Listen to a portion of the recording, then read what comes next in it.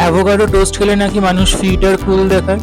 তা এত শত আমি জানি না বাপু, কিন্তু অ্যাভোকাডো টোস্ট খেতে হয় অতীব দুর্দান্ত ও সুস্বাদু। তো এর জন্য আপনি কি করবেন, প্রথমে আপনি দুটো ব্রেড সেঁকে নেবেন এপিট ওপিট দুপিট।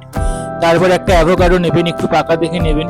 আর তারপর তার মধ্যে থেকে বীজটাকে বার করে নেবেন। বীজটা বার করা অতীব সহজ, একটু প্রেস করবেন দেখবেন বীজটা বেরিয়ে আসছে। এবার একটা বাটিতে অ্যাভোকাডো নেবেন, ওই ভেতর থেকে পেস্টটা আর কি নেবেন। তার মধ্যে কিছু সাধারণ মশলা ব্যবহার করবেন, যেমন অরিগ্যানো, চিলি ফ্লেক্স।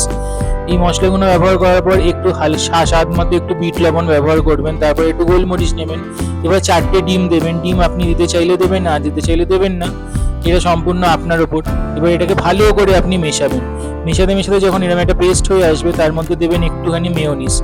1 চামচ মেয়োনিজ দেবেন, তাতেই অনেক। এবার এটাকে আরো ভালো করে মেশাবেন, দিয়ে একটা পেস্ট হয়ে আসবে। এবার ওই ব্রেড দুটো যেটা আপনি তখন শিখেছিলেন, সেটা আরেকবার ফ্রাই প্যানের মধ্যে নেবেন, গ্যাস একদম হালকা করে নেবেন।